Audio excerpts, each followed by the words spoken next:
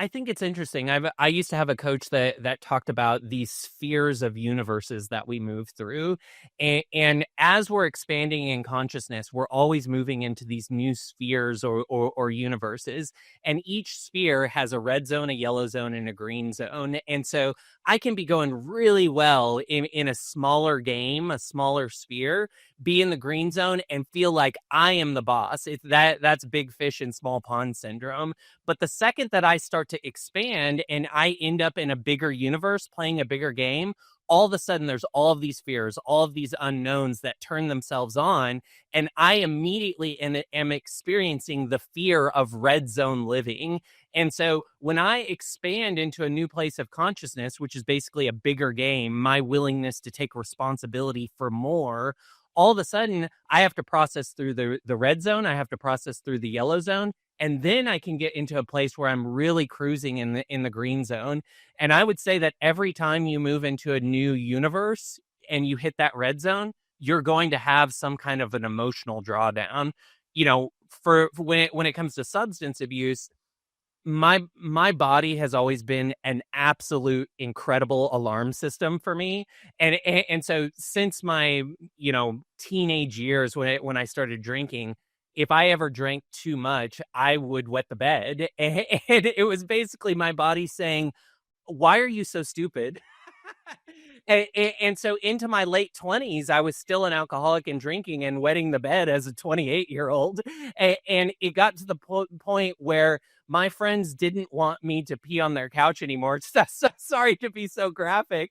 And I realized, really, it's probably time for me to graduate into a new universe. Yeah, it's yeah, you're like your friends are like, "Okay, you can stay here, but you can't pee on the couch." Exactly.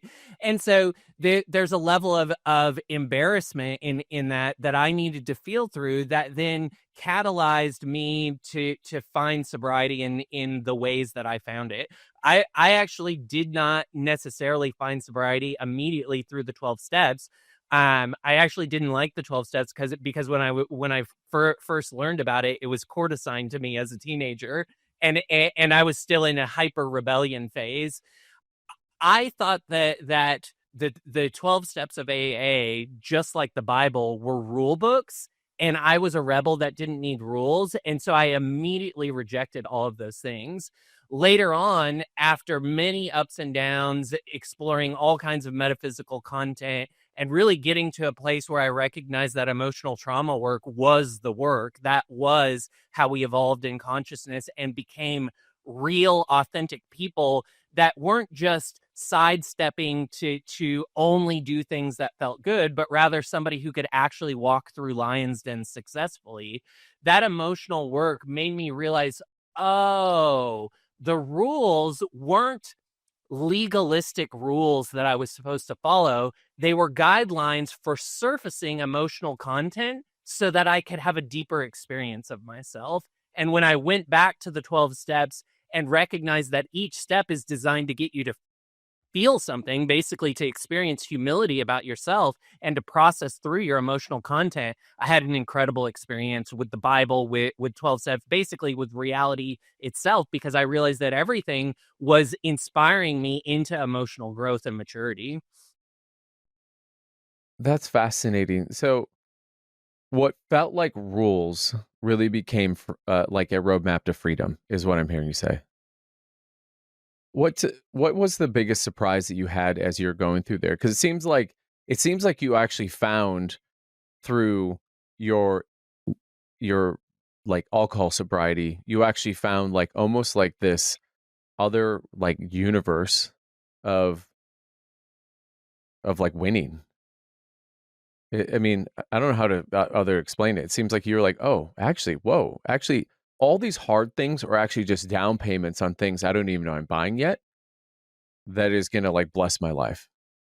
Yeah, I think that's probably right. So let me see if I can backtrack on that and unpack it a little bit.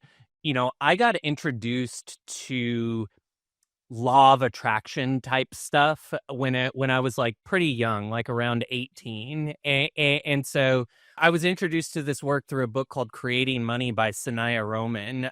Very good book that I would still recommend.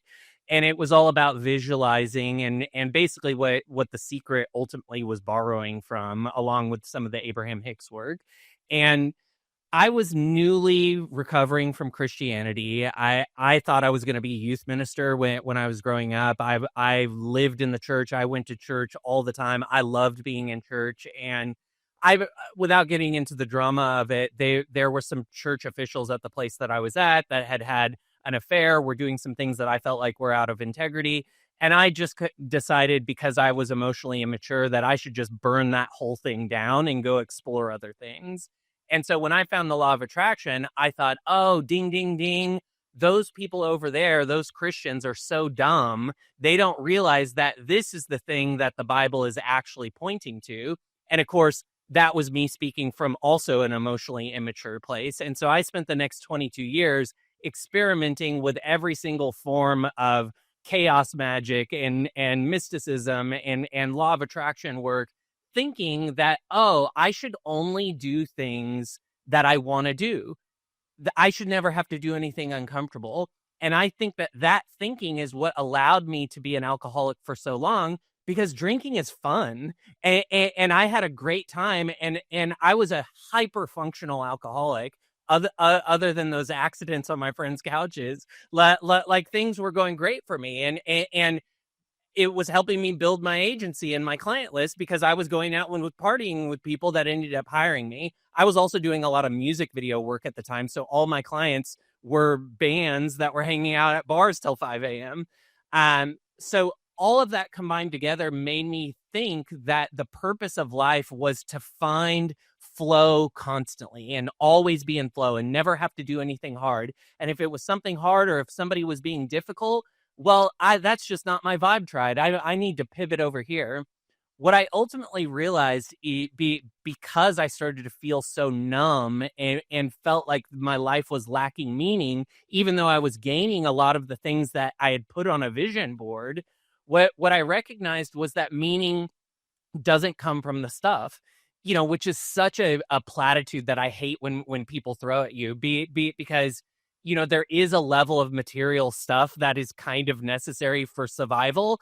And I think there's a guide that showcases that, really up until you're making $65,000 in 2010, adjusted for now, I think it's $95,000. And then depending on what market you're in, up to $140,000. There are massive jumps in happiness that just come from the time and material things that you can do with that amount of money. But once you clear that 140,000 a year, there's not meaningful impact from the amount of wealth that you gain from there directly related to your happiness. And I felt like I was in a place where I was starting to recognize, I have these things, but nothing feels meaningful to me. And all of my relationships feel hyper surface level.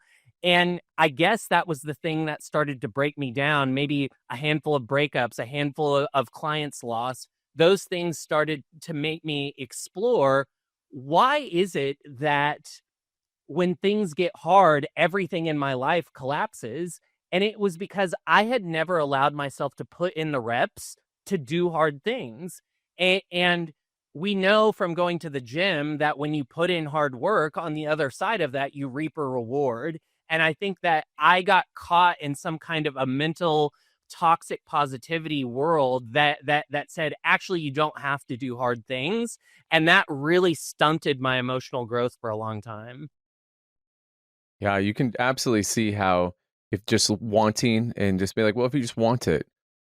I have found through my 43 years, and it really became clear to me, when my son died, that the real joy is hiding behind the hard things. It's just waiting. It's just waiting for you to just go out and get it in. And the crazy thing, John, that I found if in my journey, and I'm curious what your thoughts are on this, is that oftentimes, from a financial standpoint, they're free. But there's like a whole nother balance sheet: courage, shame, fear, judgment. And I want to bring it back to this.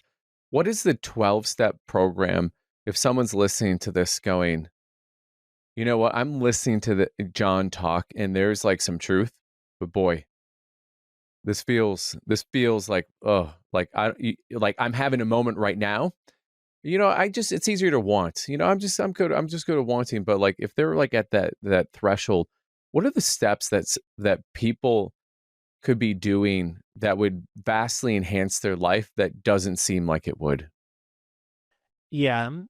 I don't really feel comfortable talking from a 12-step perspective because I don't think that that was my journey, but I will tell you how I would answer that question. And it's really 3 steps that I think I learned from studying the Bible from a mystical perspective. So to give a little bit of a context before I say what the steps are, interpreting the Bible mystically means that we're not looking at it literally. Maybe it's literal, maybe it's not. We're looking at the Bible as an opportunity to explore emotional content in ourselves. And so when we're reading the Bible mystically, people, all the characters in the Bible represent inner voices or aspects of our consciousness, things that are living inside of us. And so in that way, every character is actually a part of us that we need to decide, is this character in charge of my life right now?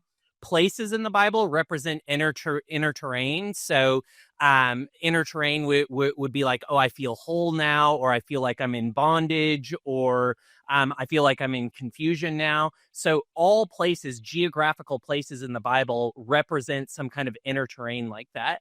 And all events, basically processes that are happening in the Bible, represent psychological processes. So things like liberation from bondage, things like new life or ego death.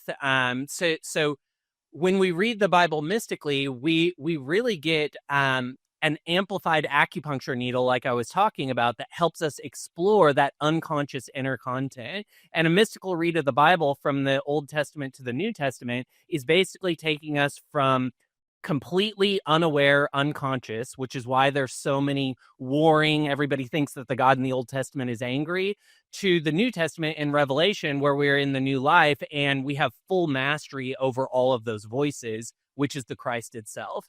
So, in that context, the 3 steps for engaging with life in a meaningful way, such that you receive the rewards that God has for you by being deeply impactful and of service to others, is first, you have to acknowledge and feel what's actually happening.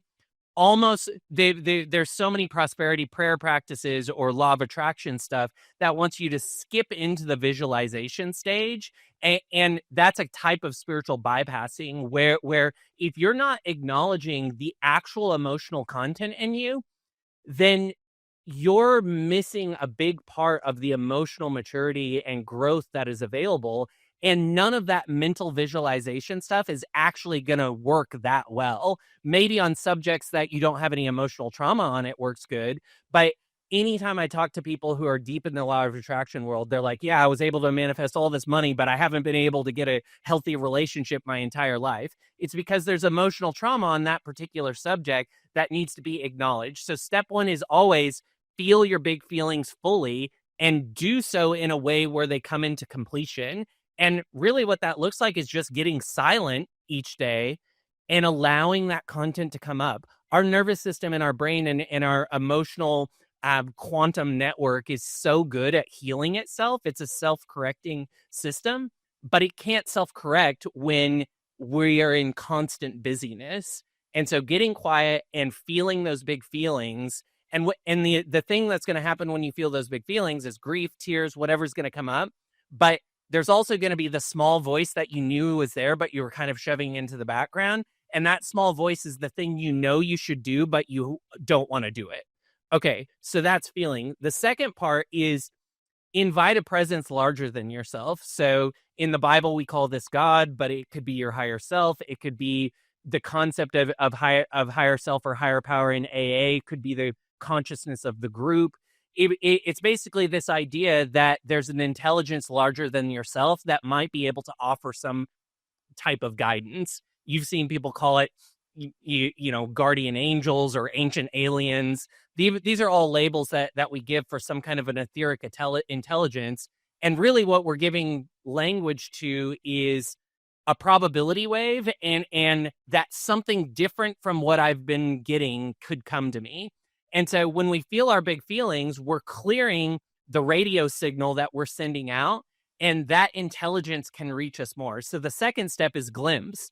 Once I have developed that silence and allowed that emotional content to come up, I've felt it fully and it's completed. Now, all of a sudden, there will be an inspired idea that comes to me. This is God. Christians call this God putting something on your heart. It's your higher self giving you a download. Whatever language we give it, you're getting a glimpse of what's possible for you if you're willing to continue doing this work. And then the third thing is, once you've glimpsed the possibility, the reality, you have to dwell in that possibility. You can't go back to being a negative Nancy. Oh, nothing ever works out for me. The glimpse, the thing that you're shown in that moment of silence, the inspired idea is a seed. And just like a seed, you have to water the seed for the seed to grow. But the seed is saying all of the energy, all of the circumstances are already lined up if you will continue to water this thing.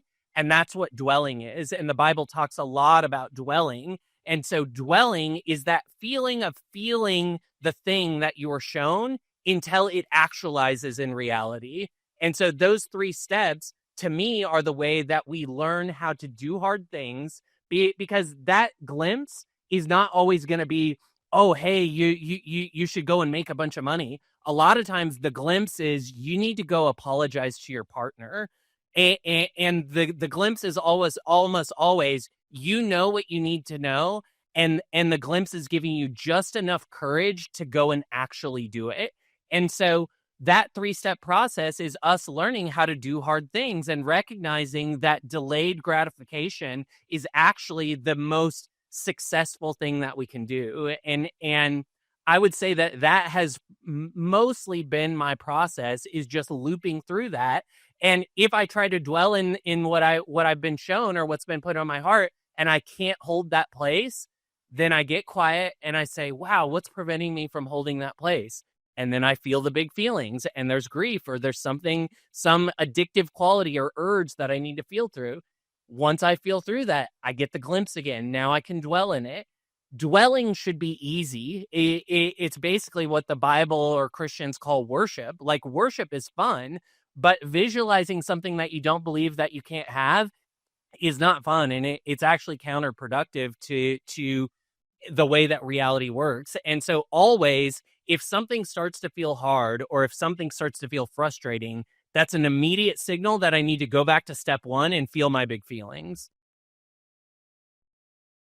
So when you started this practice, is this a practice, by the way, that you in essence created for yourself, like a structure?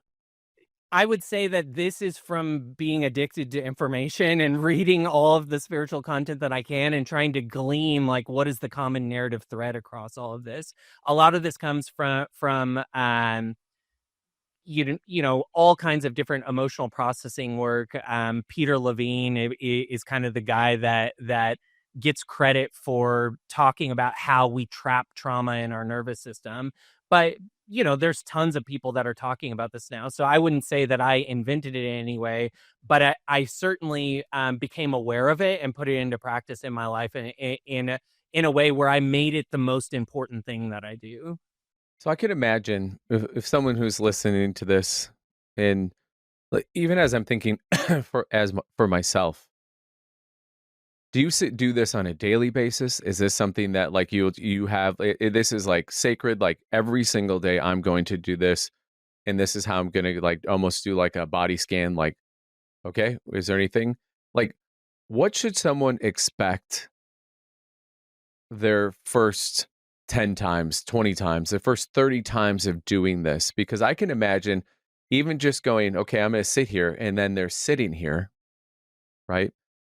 And they're going, they're just waiting, right? Like, so what can you add anything else to that would help someone who is like, oh, wow, okay, I could totally get into this. I love this idea.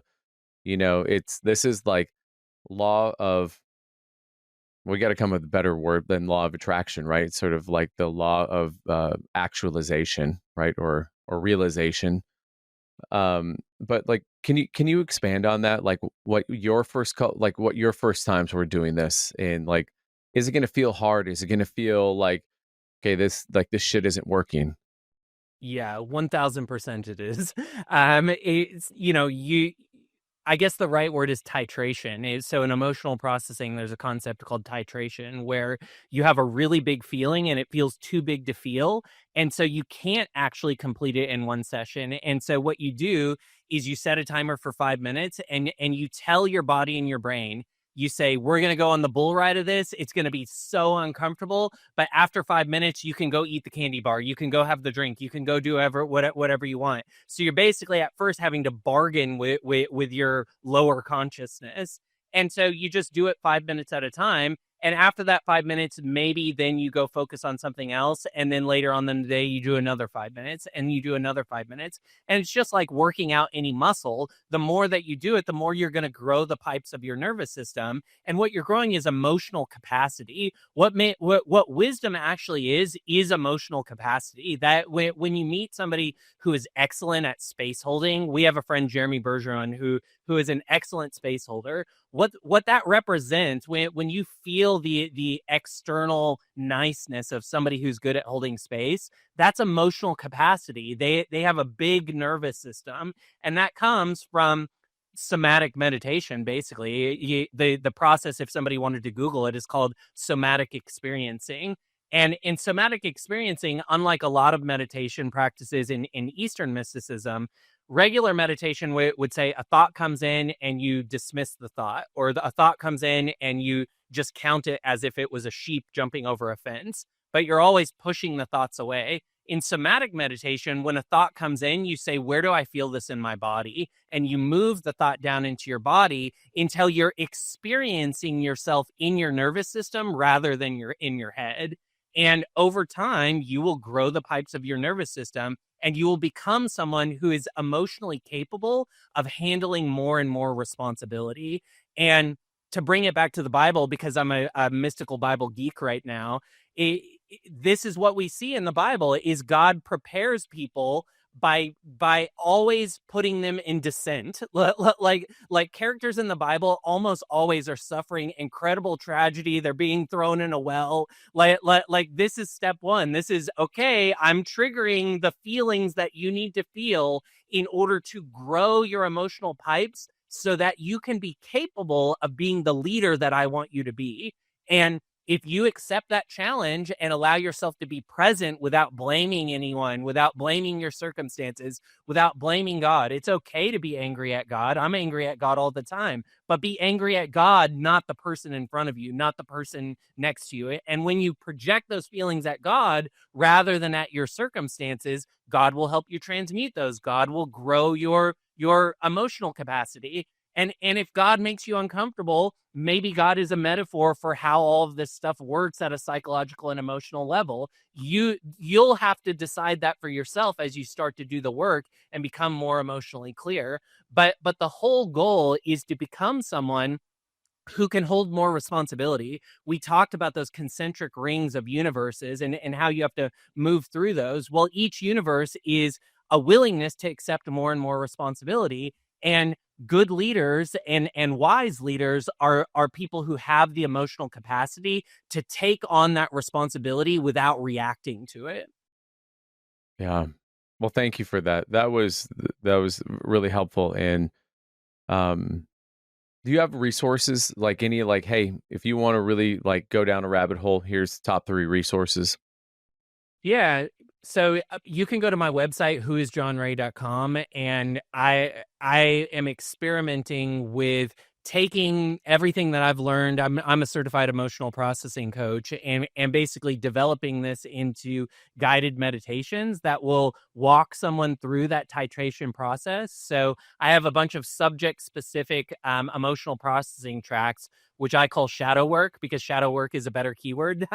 We can talk about that in a little bit, but basically it's an audio track paired with a PDF workbook that you fill out. Having some kind of journaling practice and a tactile way of getting energy out of your body is a really effective way to do this work. Early on, I used to be so angry when I got sober. I used to hate God. I used to hate all of my circumstances because I felt so uncomfortable in my body. And so I would just fill legal pages with what I called murder letters to everybody in my life. Now you don't want to mail these, but you could ceremoniously throw them away or burn them. And what I was doing is I was projecting that all onto the page, and really I was projecting it at God because I was saying, why do I feel so uncomfortable? Why do you let me feel this way? And by venting it in that way, I was titrating my emotions. And so that can be another way to go back to your previous question on how people who are just starting to do this work, because it will be uncomfortable temporarily, find a guided meditation. Whoisjohnray.com has some resources there. Set a timer for 5 minutes and feel your big feelings, and then let yourself off the hook and do whatever happens after that. See if you can grow it to an hour. I have a 1 hour somatic experiencing meditation on my website. If you've never meditated for an hour, highly recommend it. If you can make it through that bull ride, it's incredibly powerful experience. And this is what revelation is. It's softening and quieting your nervous system to the point where you receive the guidance that was always being broadcast to you. Well, thank you for that. Well, I'm going to try. I'm gonna take you up on your challenge to do the 1 hour bull ride. I mean, anytime when someone says a meditation is a bull ride, I'm in for that. I'm totally in for that, Jon. I'm a Texas boy, so everything is cowboys, guns, and spurs. Hey, you talked about, that is what revelation is, which brings me back to a comment you made earlier in our conversation here, um, about being a recovering Christian, and now you view yourself as a mystical Christian. Can you talk about like the even more so into the journey of the things that were in addition that you found hard, and what you have found as you have continued to unpack that recovery effort into, and what you found? And I mean, when you and I were talking earlier, I mean, we've talking about like, hey, taking the Bible and breaking this down into like a 66 book mystical, right? Like, can you talk a little bit about your journey? And because I think sometimes, I mean, it, I think things always need to be innovated, and I'm curious to see. The Bible is one of those ones that, quite frankly,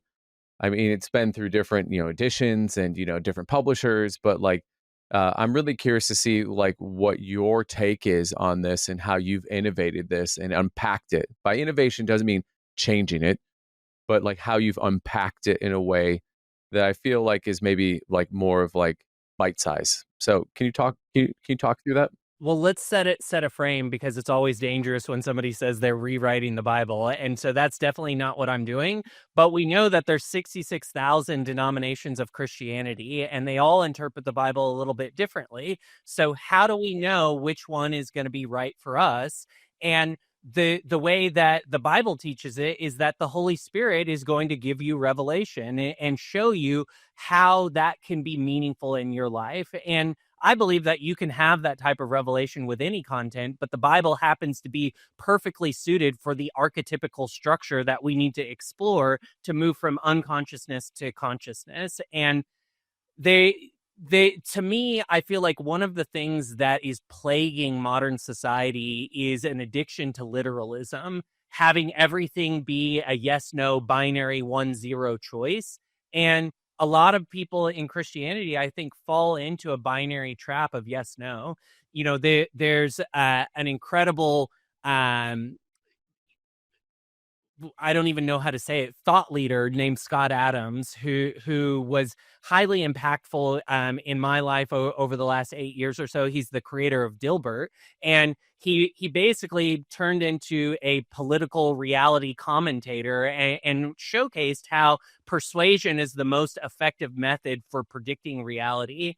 And he was grappling with a lot of emotional content in his own life, and built a community that really allowed him to explore that out loud in a daily live podcast that he did called Coffee with Scott Adams. The reason that I bring it up is that sadly he just died this past week from prostate cancer.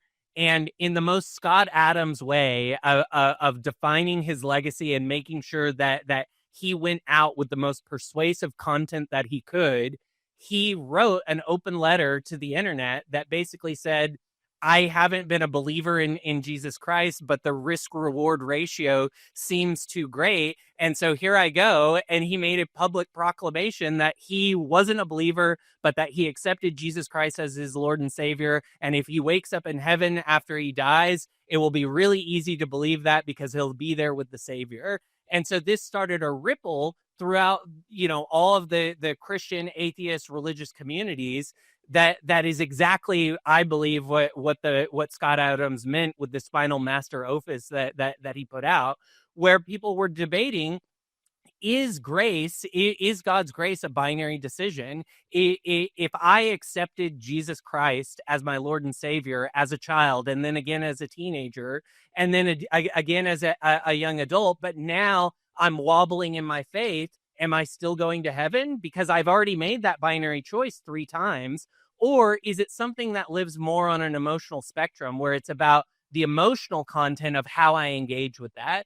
And so I think that the mystical perspective would frame that choice as there being a spectrum of continual growth moving through these catalytic universes, and that it would be silly to think that growth just stops at death. I lived 92 years old, and now what are we doing in heaven? We're just worshiping at someone's feet forever. To me, the thing that makes life juicy and the thing that allows us to be in constant evolution and service to the people around us is that there's always growth mechanisms and growth catalysts. And so I don't believe that the mystical interpretation of the Bible or what Jesus was teaching is that hell, heaven is a binary choice, but rather hell and heaven are a present moment manifestation of how we're living, and that present moment manifestation moves on into the afterlife. And so when I think about why it's important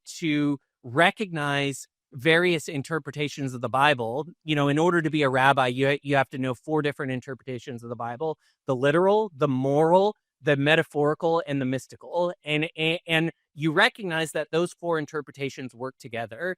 And so the work that I'm developing, augmented by AI and following the thread of my interest, is going through word by word through the Bible, writing an algorithm that interprets every word through that more mystical frame.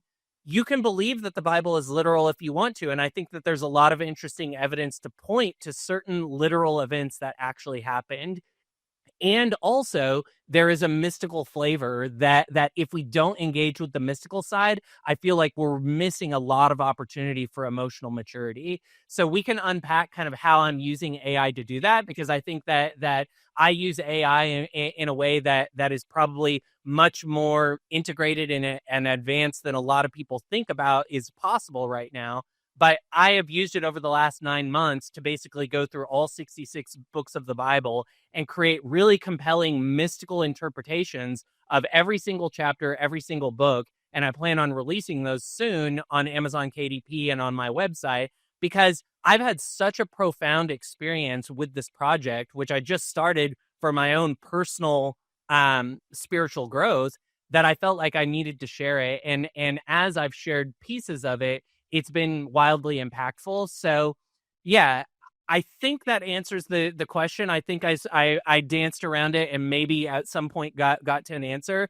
But to me, the mystical is one layer of interpretation that is open for consideration. And the reason that I moved away from the Christian church is because I felt like I had questions that were related to that binary decision making that didn't make sense to me, and that my church, which was a more literal church, didn't have answers to. I found those answers in the mystical interpretation, and that's why after a long exploration of debauchery and other practices, I ended up back at the Bible with a new framework and perspective. Well, thank you for that. I thought the whole thing was an incredible answer. First off, John, I think it answered it. I didn't realize that how many practicing, you said, you 66,000? Yeah, I'm sure it's more now, but I think Wikipedia pegs it at 66,000. Wow. So you got a lot of different interpretations, and so I appreciated that. I would love for you to like dive into um, your project and as you're going through it with the AI. I think especially, I'd love to bring into like the AI how it's helping you actually not actually move farther away from human being, it's actually allowing you to move closer to the beingness of being human, and like how you did it. But then also, as you're going through, I love if you'd weave in some of the stories of some of the surprises that you found as you were diving into each one of these 66 books. Yeah, for sure. Well, I'll start with saying that most people's experience of AI at this point is ChatGPT, and they use AI as a glorified search engine that's just searching the web in a faster, more efficient way. That is one use of AI, but where I think that we're headed is into agentic thinking partners. And what I've developed is what I would call an agentic thinking partner. And I believe that all of us will have one of these in the future if we choose to.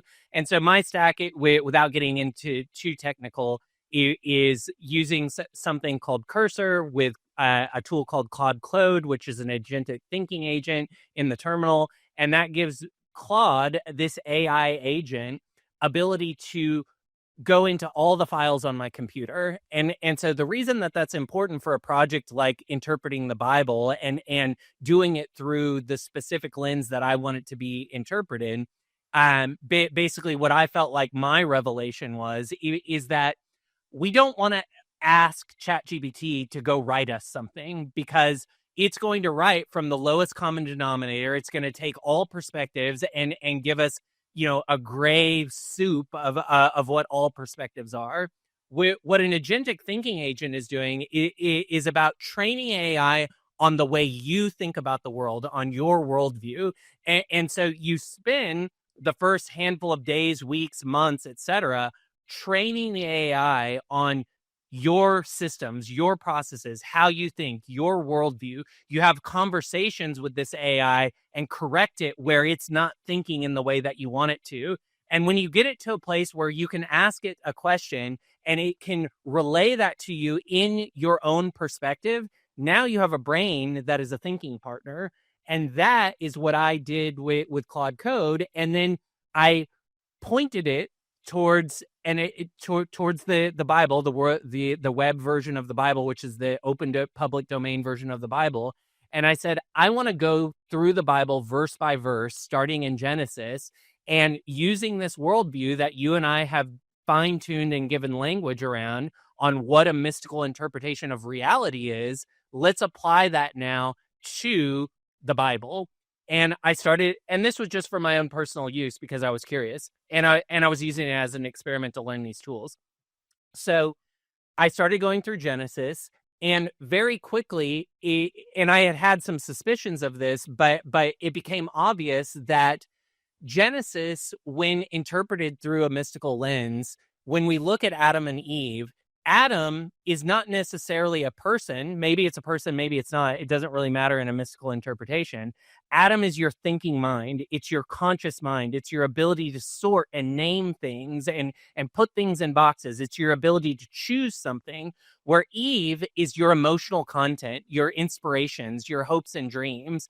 And so when you read Genesis 3, which is the Garden of Eden, through this lens, what you're seeing is a template for how your conscious thinking mind works with your unconscious emotional content. And when those two things are out of sync, you leave the garden. And you live in a place of separation. And so we've all had a moment. So when Adam and Eve get kicked out of the garden because they eat the fruit, and we'll get back to that in a second, they eat the fruit and they've done the one thing that God told them not to do. And in that moment, they believed in separation. They believed that connection to God, that care and being held and having infinite intelligence available to them is no longer available. And so they've made themselves in that moment their own God because they've decided, oh, I have to do it. And so getting kicked out of the garden and the Bible saying that Adam then had to till the land, that means that we're no longer in the flow. We're no longer inspired. We no longer have an intuitive drive. And because of that, we have to rely on willpower and discipline. And we've all tried to build something where the inspiration wasn't there, but we felt like we had to slog through it. And that is not a fun thing to do. That's living outside the garden. And so the interesting thing about the Bible is it can show us how to not have to slog through something anymore, because we can learn from that story the proper way for our conscious mind and our emotional content to work together. And there, so much of the negative slant that the Bible has in modern day society and in woke political correct society is that a literal interpretation of the Bible is that a woman needs to serve the man, and that just doesn't work in a world where we want everyone to have equal opportunity.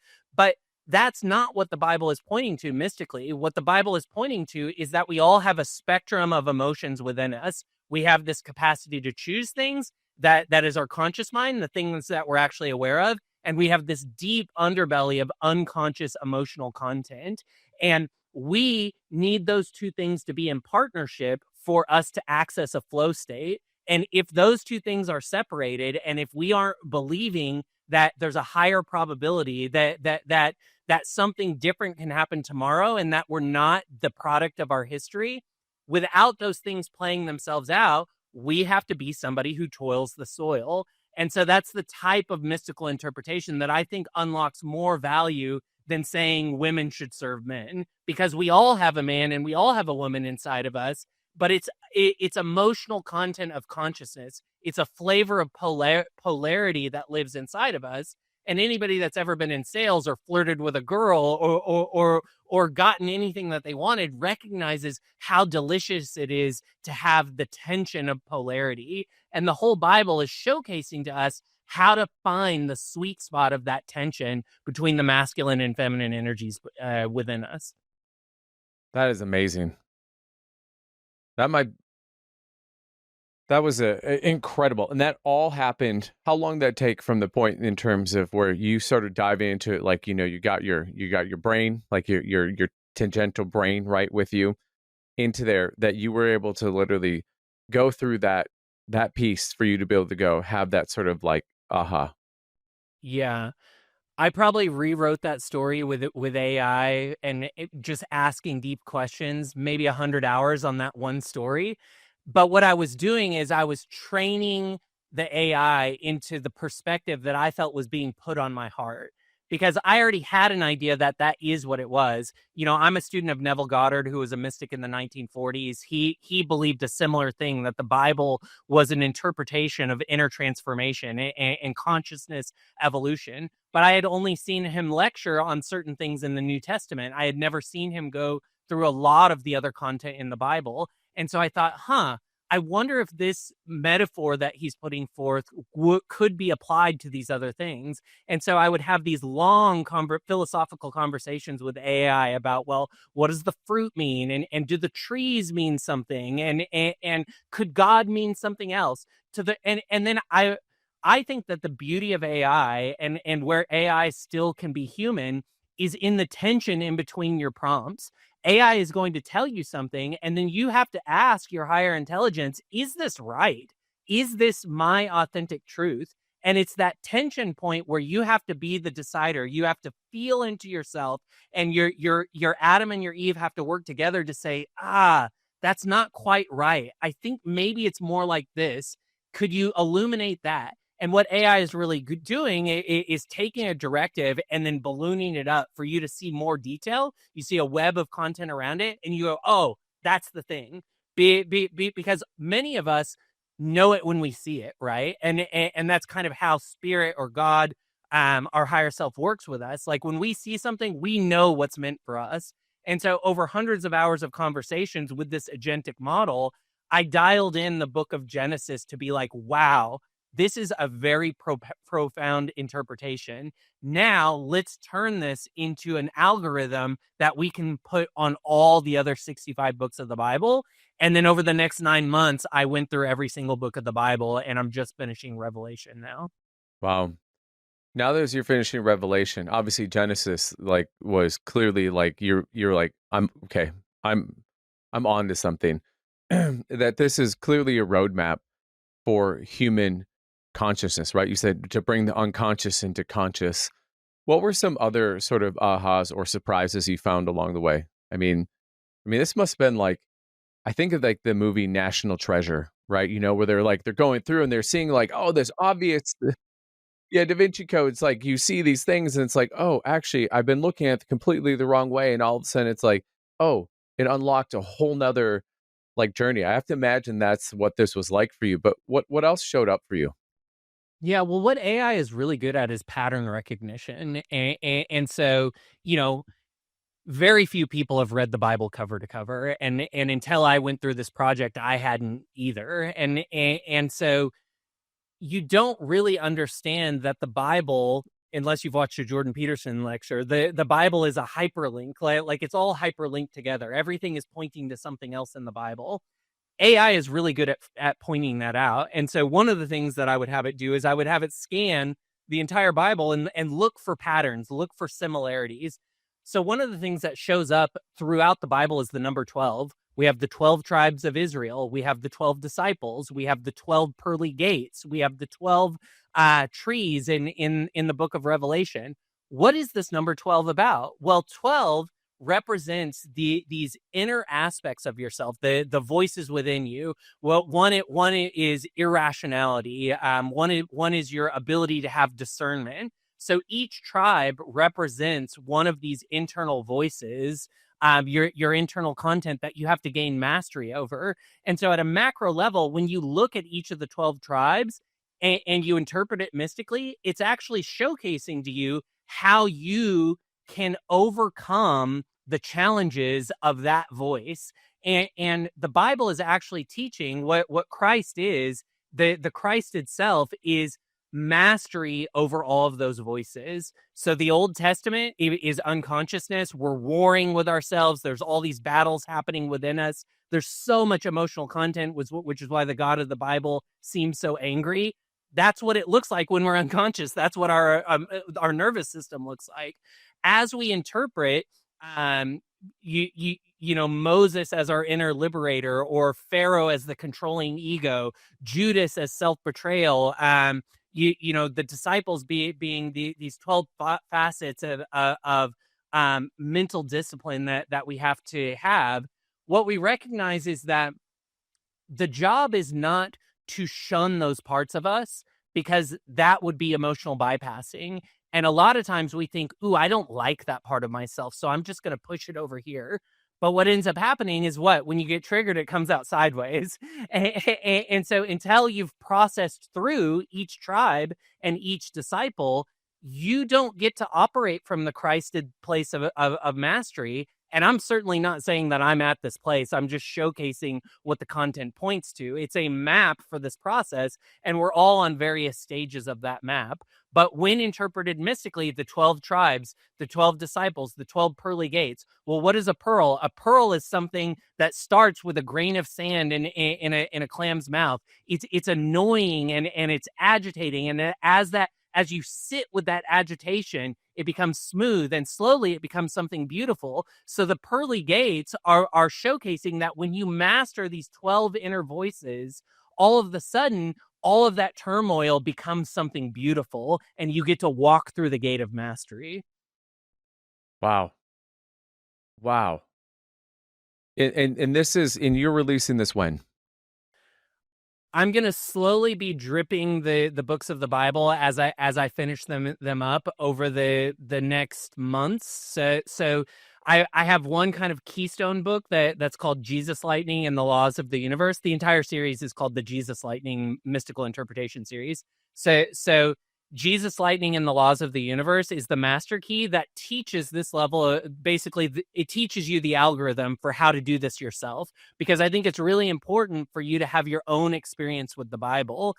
And so when you have your own experience, your revelation might be slightly different. But what I teach you how to do is to have a mystical experience with the Bible, to read it mystically, to ask what it means about the emotional content that you're ready to process through. And if you go from Genesis to Revelation and you sit with yourself and you identify where all of those characters live inside of you, you will have an elevated experience of consciousness expanding into those bigger universes so that you can become someone who is capable. I see in law of attraction work and manifestation work and process work where people are able to manifest and create incredible things. But then when you go back to them 3 years later, they've lost it all. They don't know how to handle it. They don't know how to have it because they haven't developed the emotional capacity to actually have it. And so it's all flashes in the pan. It's all gambler's spirit. And so going through the Bible in this way allows you to be someone who can actually have and hold the life that you want. And I'll be dripping these books out over the coming months. And if you want to get email updates on when each one comes out, you can go to whoisjonray.com and sign up for the email list there. But they'll be available on Kindle, Audible, KDP, print, and yeah, I'm really excited to get a wider circle of feedback on these because I think it's a really powerful way to interpret Christianity. I think we need a powerful mystical interpretation of Christianity right now because I think there's a danger for Christian nationalism to take over, which I think is a dangerous literal take on Christianity that marries all the worst parts of politics. And so, hey, I like a lot of the stuff that is happening in politics. I love the game of politics. Politics is a game. The whole Bible is politics. And so the Bible is actually how do you master politics when there are people conniving and trying to deceive you? How do you become the one who can navigate the lion's den? That's what the Bible teaches. And I think more people stepping into places of power and leadership and wisdom from a mystical perspective, whether it comes from the Bible or other ancient traditions, is going to be a really powerful wave of consciousness that can elevate our systems and our culture and bring back an anchored foundation for us all to have collective agreement against instead of constantly being bickering.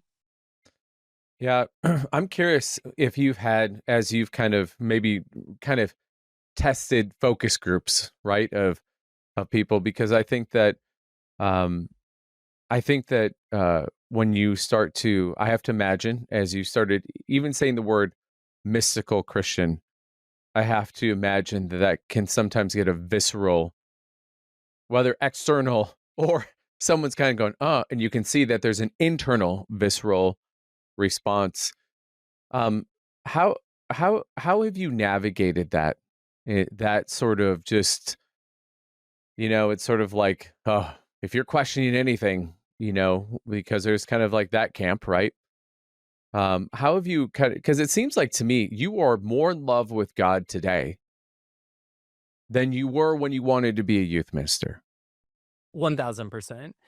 And how do I deal with it? I try to model the way that I interact with people with what I think God models for us in the Bible, which is letting people have their own experience. Like one of the things that I adamantly disagree with in modern Christianity is this idea that we have to browbeat everyone until they're a Christian. I believe that if you live a good, loving life, that people are going to look at your example and ask you what you did. How did you do it? And that's the place where you can plant the seed and be most impactful.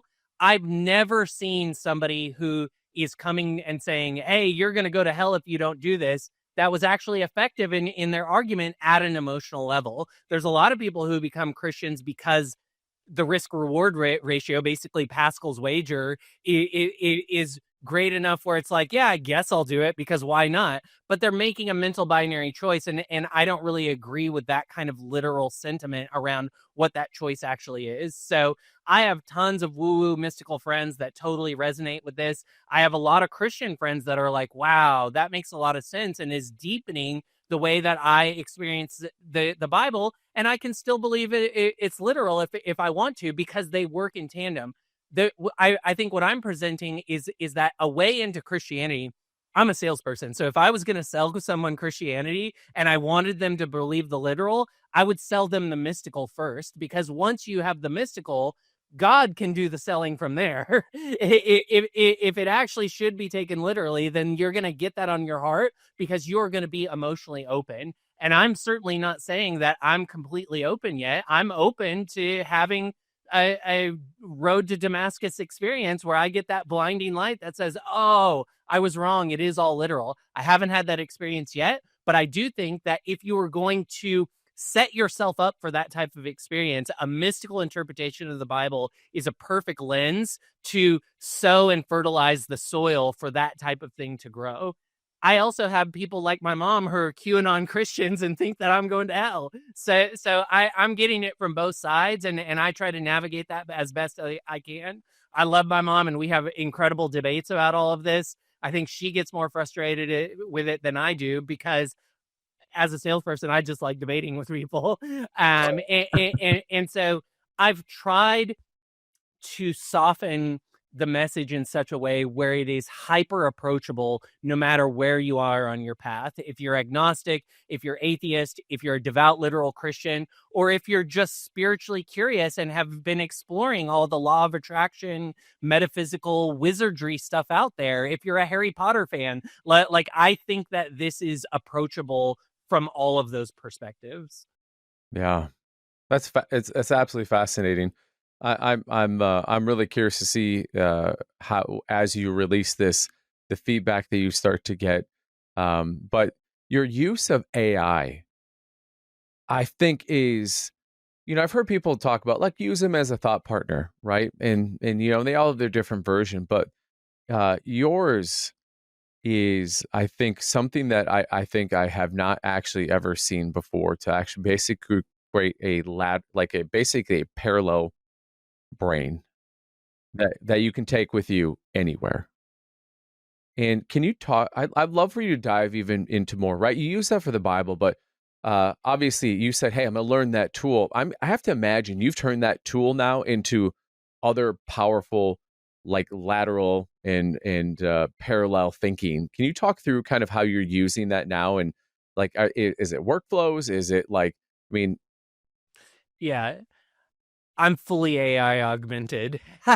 So, you know, my agency, my business is sales consulting and helping people build out sales teams. And so AI is such an incredible tool for that process. And so I'll explain what it looks like in a sales team, and you'll be able to see the applications everywhere. You know, we already talked about how and these chatbots are the if you've seen those iceberg memes where the surface level is what's above the water and then everything else is below the water, ChatGPT and Gemini and Claude are these things that are above the water that a lot of people know about. Hilariously, I'm on sales calls all day long where people don't even know about these, which is kind of crazy.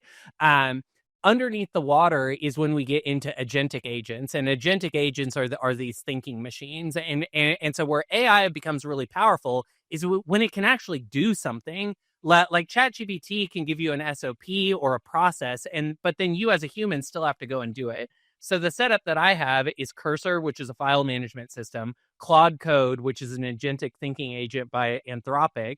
And then by combining the two things together, you get to create what's called an environment file. And in your environment file, you can take any other piece of software that you have, HubSpot, Salesforce, your Gmail account, all of your Google documents, every transcript from every Zoom call that you've ever had, and you can create an API call from Claude so that now you're giving access to all of that data and information. So I have a client that has about 30,000 contacts in their HubSpot. When I came in, a lot of those leads were dead. We didn't quite know where they were in the life cycle of being a customer. There wasn't clear indications of was this somebody that could be revived, or did we ever even get in contact with them? HubSpot tracks all of that, but there wasn't a clear indication or a dashboard that combined it all together in a meaningful way for their business. So the first thing that I did is I pointed Claude Code to HubSpot. We interact with the API, and now I can have a conversation with all of the data in HubSpot, and I can say, hey, show me a list of anybody that opened an email in the last 30 days. Show me a list of anybody that clicked on a link. I need to know somebody who's received more than 15 emails and never opened one. And I can start to build out interesting call lists based on that. And then I can say, has this person ever answered a call when we tried to cold call them? Then I can connect a piece of software called Apollo, and I can do what's called data enrichment. So I use the Apollo API to look at this phone number, and I go, oh, we only have their main office line. Let me find out who the core decision maker in this business is and see if I can find their cell phone number. So Apollo goes and scrapes the whole web, does research on this company. It figures out who the decision makers are, basically builds a profile on them, and then it syncs back to HubSpot and it says, this is the person you should talk to. These are some of the challenges that we think they're going through based on our research, and this is their cell phone number. Well, obviously, this is a way more effective way of getting somebody on the phone and being able to pitch them in a way that resonates. So then I'll do permission-based cold call. I'll pique their interest. And then after that call, I'll upload it into another little widget that I built with Claude Code that is a sales analyzer. So I take the transcript of that call, I put it into my script, and it will analyze all of the pain points, objections, and sentiment of that call and tell me how I could have better overcome those objections so that on my next call, I know how to do it better. And I have found that my conversion rates and my sales team's conversion rates are through the roof having implemented this workflow. So that's one of many ways. So, okay, so then after the call, maybe from that cold call, we book them on a 1 hour discovery. So I upload we record that entire discovery call. I take that 1 hour script, I transcribe it, I throw it into Claude has the ability to create these workflow processes. So the first time I do it, I spend maybe 2 hours crafting the perfect follow-up email, all of the right case studies. This is the deal structured exactly how it should be, reflecting back to them exactly what I heard. Well, I used to spend 2 hours every single call to be able to send that email that had a high conversion rate. What I do is I say, hey, look at everything that we just did over the last 2 hours and turn that into a process that when I call this command, you automatically do all of that. So now the next time I just put in the person's name, it automatically goes and pulls the call transcript. It pulls all the information. It writes a perfect email in my voice because it has access to my brain. It goes through our database of 150 different video case studies, and it has the transcript for all of those. And so it analyzes the pain points from the discovery call, and it finds the 3 to 4 case studies that are perfectly matched to overcoming those objections. It puts those in the bottom of the email, and then it sends them the deal structured in a way that is perfectly reflecting back to them what they said that they needed. And the conversion rate on these emails are insane. And instead of it taking me 2 hours now, it takes 5 minutes. Wow. And what did you see your conversion rate go from? Well, they didn't even have they weren't even really running a sales team at all when I came in on this particular client that I'm talking about. So the conversion rates were basically zero. And this is high ticket coaching, like $5,000-$10,000 plus coaching packages. A good conversion rate would be in the 1 to 3%. Excellent would be 5%. We're in the 10 to 15% range right now, so well above average, where we're closing deals every single day now. Wow. So I actually want to back up because I have a following question to all of this, and like, okay, how does someone even start? But before then, there's this ongoing debate. And I'm curious, just like your sort of put your hat in the ring here on this, and this idea that like AI is going to take over the world, it's going to take over everything. It's, humans aren't going to have like any jobs. What you obviously have when I said in the beginning of our podcast, like you've dove in like from the high dive, like think Niagara Falls high dive into the AI world. I think now the audience fully understands what I meant by that. What are your feelings on that? Can you kind of like contextually set the scene here of, because it seems to me, again, maybe it's going back to this binary. It's like 1-0, like it is or it isn't. Can you add some sanity to this conversation? Yeah, I'll try to. I'll give you my perspective, and it's certainly not the only perspective out there, but I think it is one accurate interpretation of what's happening with AI. So a lot of people talk about, oh, they aren't hiring white collar, startup jobs or middle managers anymore.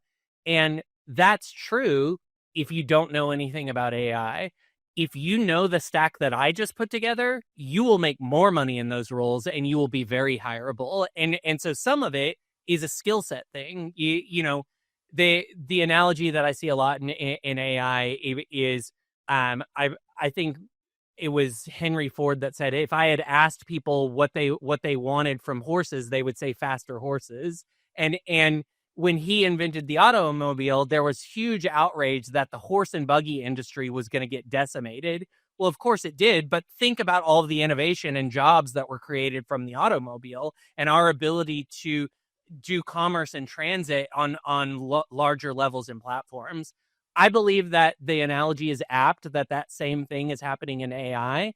And because people don't understand how useful AI is and the level of productivity that it will give literally every single employee, they don't recognize that they could be the beneficiary of the skill enhancement. And so, I see a lot of people saying, oh, you should quit your job and just build something with AI right now. But I think an actually more interesting use case is you should keep your job and become a super employee, become the most useful person, where if they have to lay people off, you become the person that then manages all the agentic agents. So that's maybe one level of short-term abundance that somebody could see from AI. And if you are buying into the fear narrative that it's going to get rid of jobs, you want to be on the side of that debate where you are so useful that you don't get the axe and that you're actually more hireable than less. Okay, the next level of that is AI is getting so good and moving at such an exponential rate, and I'm right on the cusp of how much you can do with it. And I see where it's headed, and where it's headed has me thinking about what even is a product anymore. If I can go and build a duplicate of a SaaS product in 2 days, which I can do right now with the stack that I just said, then why would I go and pay for anything? I've probably gotten rid of $3,500 a month in SaaS subscriptions because I just went and built my own personal versions that were actually more dialed into what I needed anyway. And so in a world where products don't exist, what even is a company? What even is a product? And I think that maybe there is a world where AI becomes so good that websites don't exist anymore, apps don't exist anymore. You have one app or a handful of apps that can just become and morph and be a chameleon to whatever you need in that moment. Because if I can go build an entire SaaS in 48 hours right now, in 3 years, it'll do it in 3 seconds. And so if that level of productivity of AI becoming whatever I want is at that level, then maybe there's some kind of UBI where these AIs get so good at arbitraging resources and fixing market inefficiencies that it creates so much wealth value for either the state or these companies or the people that are engaging them, that maybe there is something that we need to discuss, like some kind of universal basic income, where that number of $95,000, where if you hit that number, you basically have all of the things in place to have enough autonomy to live a really happy life. Like maybe AI does open up that type of opportunity.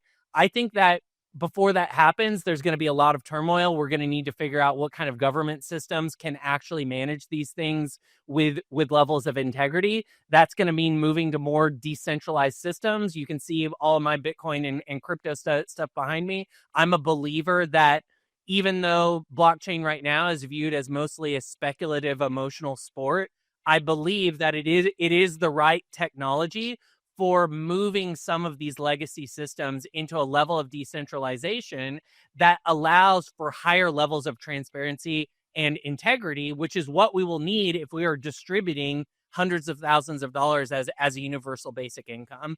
So will there be a one world brain where an AI is running everything? Probably, unless the power grids go down, at which point we'll probably all be more sane. And so I think that the challenge in all of that is, how do you remain human, and how do you bring your unique value to the system that is created? And really, if oil was the oil of the Industrial Revolution, and data was the oil of the internet boom, then structured data will be the oil of this next boom. And structured data means everything that exists in a human mind or in a human process that hasn't already been mapped. So think about all the things that a blue collar worker does. If I was a blue collar worker, I would start documenting all of the things that I do and build a company that says, hey, this is what $1 million a year mechanic shop looks like. I've documented all of the processes, and I've built a brain around it that you can tap into through an API so that you can improve your shop as well. This is where we're going, is that as more and more real life data gets structured in this way, you will have access to a brain that's way more powerful than any coach you could have hired, because it will be a brain of structured data from 100 coaches. So that can sound doom and gloom, but I actually do think that, you know, wealth creation is arbitrage of resources. That's what all business is. That's what Bitcoin mining is. That's what all enterprise is it is an arbitrage on resources. It's figuring out how to do more with what's available and reduce inefficiencies. That is AI's masterclass in what it's good at. And to see how it looks like on a micro level, just look at the AI bots and how they're arbitraging crypto and poly market and these prediction markets right now. Now move that into the real world through physical robots like Optimus and Lego blocks that are synced to the blockchain and AI.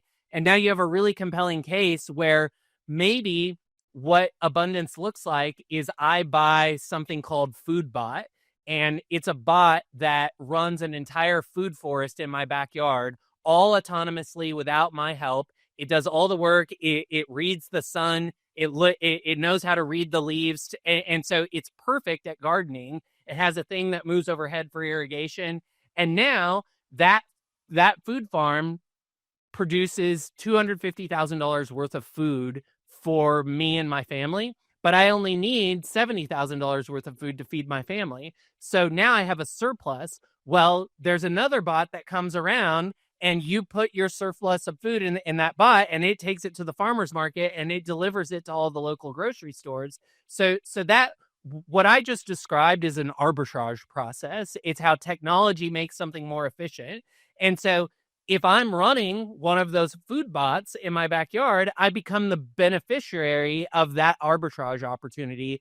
And I think that there will be an infinite number of things like that that will provide us abundance that is not directly relational to the time that we're putting into something, which means that the most bullish scenario for AI is that we have a creative revolution, because now I don't have to focus on pushing a pencil and shuffling a bunch of paper, because AI is doing all of those things. Those are super inefficient things for a human to be doing anyway. Now I get to focus on what is my creative magnus opus, and how can I utilize these tools that allow me to build anything to bring my unique expression into the world. So I think that's probably the most bullish scenario. And I do think that we'll probably hit something like that in the next 10 years. Wow. That's incredible. And I appreciate the detail. And I also appreciate you not only giving like the technical kind of what you did, but also the actual qualitative of like, hey, here's an example. This is actually what arbitrage is. Because I think that a lot of times when people are hearing these like terms, it's, you know, the curse of knowledge, right? Like, well, it's this arbitrage. Like I say it, you say it, I say it, and we understand it. But I think that people don't understand that. What does that mean in a literal term? And what would that mean if it literally was just as simple as like making food in your backyard? Yeah. The right way to think about AI innovation is, where are there the opportunities for arbitrage? And so if you really want to be successful in this new world, that is something that you should type into ChatGPT and have a 100-hour conversation with it about what arbitrage is and how it relates to you, because that will put you ahead of 99.9% of the people that are thinking about AI.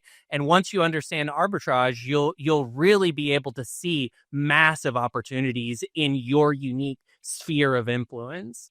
Yeah, and I like that you keep coming back to this word unique. Your unique sphere of influence, your unique expression, and I think that that's the piece that I think, unfortunately, that the current like school system pounds out of you is your unique expression, your unique sphere of influence, your unique ideas.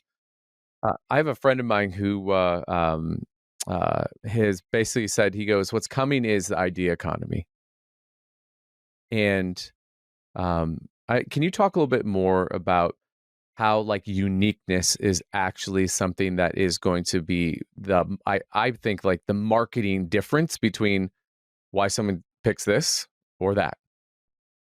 Yeah. Well, let me give you a couple examples. So, if we look at the school system, which you talked about right now, it is basically like designed from the old 300 Spartan days with like, how do we create good warriors?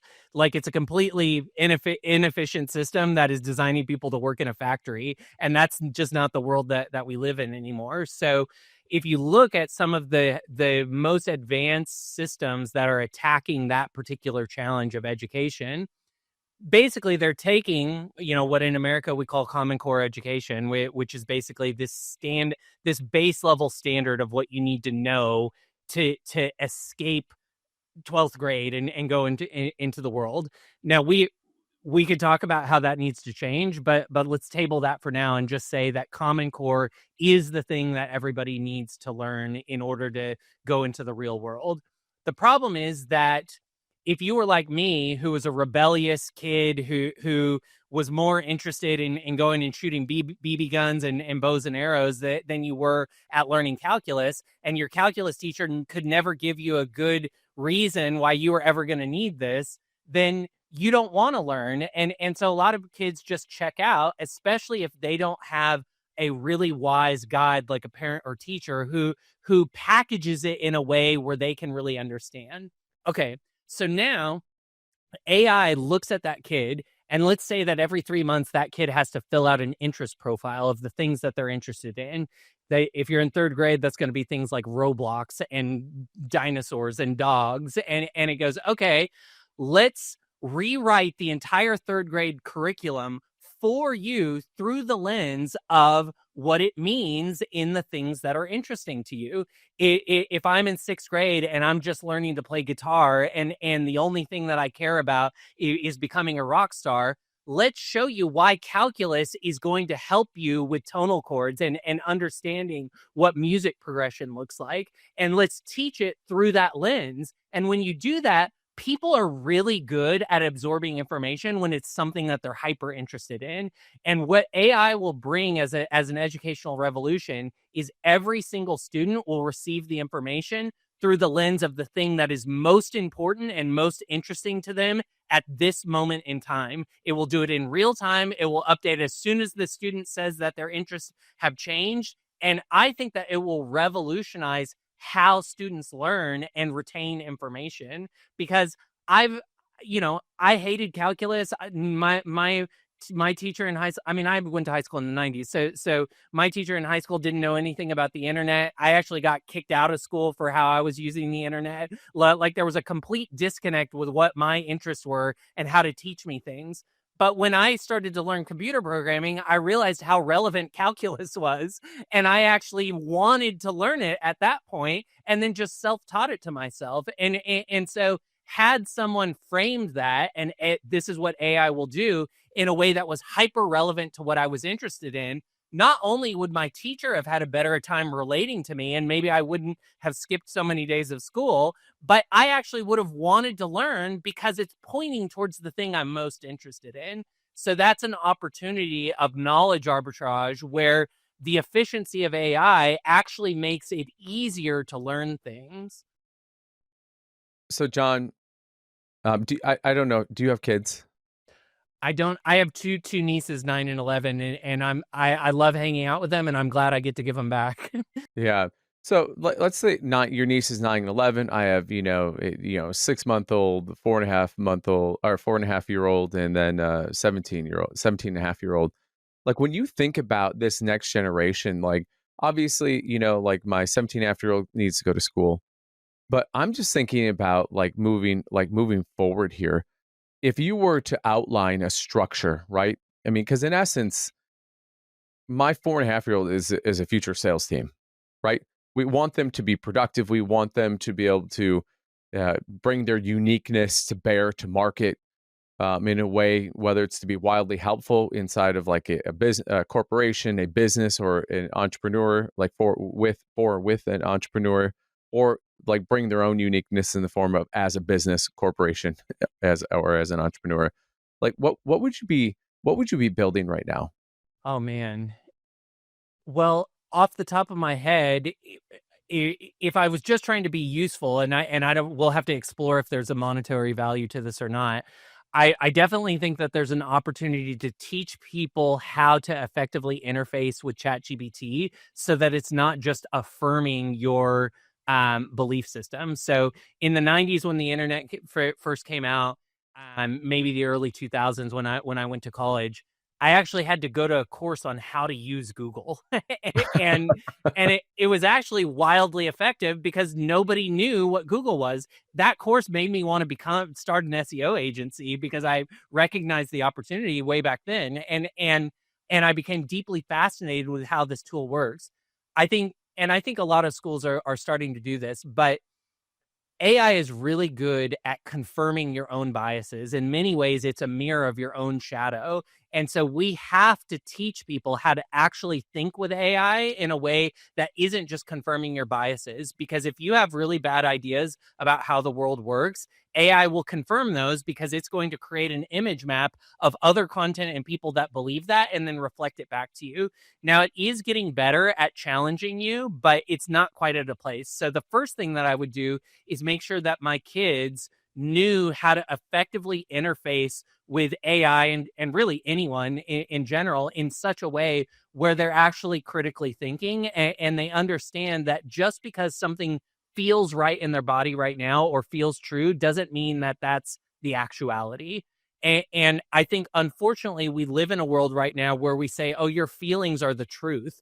And your feelings are important. They're an authentic expression of what you're feeling right now, but it doesn't mean that they're objectively true. It's likely that they are reflecting something to you that is encrypted data. Like the way, if we were going to look at it from a data perspective, big feelings are encrypted data. So an uncomfortable feeling is always a piece of data. It's basically the solution has arrived is the right way to think about frustration. Oh, I just got the download. I just haven't encrypted it yet or ciphered it, de-encrypted it. So how do I de-encrypt or cipher the information that is in that emotional download that feels like frustration or anger right now? Well, we go back to earlier in our conversation. I feel my big feelings. I get quiet. I let it pass. And that energy will naturally, if I get out of my own way, transmute itself back into creative potential. Well, what is the creative potential? It's the idea on how to move forward and how to see outside of my current worldview. And that's the God showing you something. That's God putting something on your heart. And so our relationship with God, if we were going to call it that, is really about us saying, I might not know what to do here. I think I know, but let me get quiet and see if a deeper worldview presents itself to us. So, one of the things that I'm working on right now, and maybe it's useful, maybe it's not, is as part of these somatic meditation experiences that I'm developing, I'm having AI go do a ton of research. So self-sabotage is something that everybody suffers with. So I'm having AI go do 40 hours worth of research from Reddit and every forum on what the pain points of self-sabotage are, what the unique examples are, how people deal with it, what are the therapies that work and don't work, what's most effective. And then I'm running that through my brain of what I know has been valuable for me. And then I'm baking all of that into a meditation, a workbook, and a custom GPT that is trained on being a conversation partner to bring you through that unique scenario. And I think that this is the right way to utilize and think about AI as a thinking partner. So if I were going to train my kids or create a product, it would likely be some kind of training and or subject specific partner that helps you think about something. In school, it could be, you think about, like, you have a tutor, And so I believe that we're moving into a world where everyone has a therapist in their pocket. Everyone has a mentor for whatever subject they want to learn about. And the coaching industry is going to move from me investing my time with you one-on-one for a really low dollar rate, and instead you interacting with my worldview through some kind of AI brain, and the AI being to point out when it makes sense to elevate that to a human conversation. And now I get to charge less money per hour because it costs me way less to distribute my brain.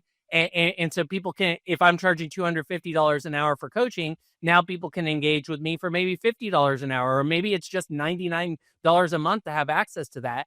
And if they want to have access to a human to really work out something that maybe the AI model isn't trained in yet, they can hire me now at $500 or $1,000 or $1,500 a month. And because they have all of the framework of the 100-hour conversation they already had with my brain, they're actually ready to engage with me at a level that would be worth the $1,500. Yes. Wow. Man, this is exciting stuff. So I feel like I'm coming away from our conversation today. Number one, emotional sobriety is actually the pathway to clarity and presence. Number two is that spending time in the conversation that you've had with AI as like your thinking partner diving into the Bible has you more fired up and jacked about God and what God has in store with you and the algorithm he's put in place. I'm using that again. I can already feel people like algorithm. God doesn't like, so I just. Yeah, let me caveat that real quick, or actually double click on it and deepen it. So I think that one of the most, if you were going to look at what is the most impactful thing spiritually that AI is teaching us, it's how to pray, because good prompting is good praying, and God is a delivery mechanism where what the best way to prompt AI is not to say this is what I want. That always produces slop that doesn't feel like you. The best way to prompt AI and to go into prayer is the way that David does it in Psalms, where he's saying, I are you even with me anymore? I feel so disconnected. I'm not having a good experience. These are all the things that are happening. He's acknowledging the reality. A good prompt acknowledges the reality of where you're at first, and then says, these are all of the things that I've tried and they didn't work, and this thing worked but this thing didn't work. I didn't know how to connect these things together. And then you say, what I would really like is this, and if you know a way to show me this, please put it on my heart. Well, what I just did was I wrote a perfect prayer and a perfect prompt at the same time. They're the same thing. And so you are right that there is an algorithm to reality. And when we learn how to effectively pray, which is effectively prompting, we don't even need to rely on AI as much because we have so much inspiration delivered directly to our heart. Yeah, I think that is an underlying piece here. I think people look at the AI as the panacea, and will it make productivity faster? Yeah, 100%. But I think the thing that we're still missing is that the human condition is still the greatest one that God has ever put on earth. Totally. And AI is only as good as the user because somebody has to be in the driver's seat. And trust me, I meet with clients all the time that are like, yeah, we're using AI. I say, show me your stack and how you're using it. And they're not even tapping into 1% of what it's capable of, because it's a user failure. The model is just as smart as the one that I'm working with, but it's about how the user engages with it and interfaces with it. And it's actually, technology is always kind of mirroring a higher level consciousness thing of what happens in reality. We see this in AI and blockchain, where we're all nodes in the machine processing collective energy and being rewarded for it by reality. And so it really is one of those things where when you recognize that creativity lives in the tension between prompts, you will no longer be afraid of, oh, I can't write with AI because that's not me. No, you set it up in such a way where you challenge AI. You say, that's not what I believe. This is how I want it written. and you become the author of the AI. You don't let it run the show. You tell it, you get in the driver's seat and you tell it where you want to go. And when the tension comes up and it gives you something, you say, no, that's not what I believe. That's off. And you work with it and you have a conversation with it until it has learned what your worldview and perspective is. And hopefully in the process of that, there's been some exploration of your consciousness that it's reflected back to you, and you and the system mature together. Jon, I feel like I could keep having this conversation for probably about another 2 hours with you. But this may have to be a part 2 conversation, Jon. But if people want, again, I know you mentioned earlier in the show, if people want to find out more about you, or if they want to like buy a book that you've written, or find out this, like what do they do? Are you on your socials? Like, yeah, the best place to go is whoisjonray.com. So I have one final story of how I'm using AI. I over the years, over 20 years of writing online, every time I needed to go and land a big client or a corporate gig, I felt insecure about some of the things that I was writing because I was being very intimate about what I was writing and how I viewed reality. And I wasn't quite up to speed with my own intellectual understanding of things yet. And so every time I would need to land a big client and I thought maybe they wouldn't like my blog, I would take it down because I felt embarrassed by it.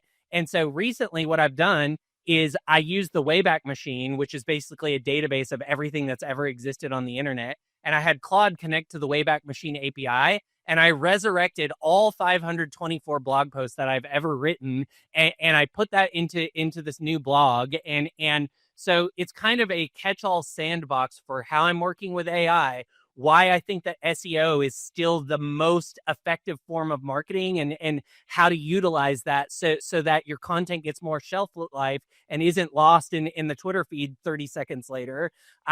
All of my spiritual and emotional and metaphysical musings, and then this entire collection of Jesus Lightning books. So it's whoisjonray.com. That's JONRAY. And you can connect with me on any other platform that I'm at there. But that's literally the brain that I've trained Claude on. That's amazing, Jon. It's been an absolute blessing to have you on here. I mean, this conversation did not disappoint. And when I told the audience, I said we're going to go from like Bible to like going real deep end on the AI conversation. Like you did not, you delivered and did not disappoint. But as you know, I like to our guests to leave the last word, the last ripple, the last question, the last thought. So what would you leave our audience with? Yeah, I would just say that literally the most important thing that you can do is feel your big feelings. And that sounds kind of woo-woo-y and out there in a hustle harder world. But the reason is because the definition of abundance and prosperity is actually knowing what you need to know when you need to know it. If you always know what you need to know, you will always get where you need to go. You will always attract the resources that you need. And the only way to consistently do that is to get quiet with yourself and feel your big feelings without projecting them forward. Because like I said, those big feelings are encrypted data, and the seed, the solution, already lives within it. So if you're trying to go find the solution external, you already have it. The anger, the frustration, the grief is showing you that the solution is already there and has already been placed on your heart. Your job is to cipher that information by sitting with it, feeling those big feelings, and letting them transmute back into creative potential. Dude, you're awesome. Thanks for being here. Bye, y'all. Thank you for listening. A big thanks to Elation Lab for the production and creative design. Remember to like, subscribe, and follow us on YouTube, Apple Podcasts, and Spotify. Keep listening for more Max Life.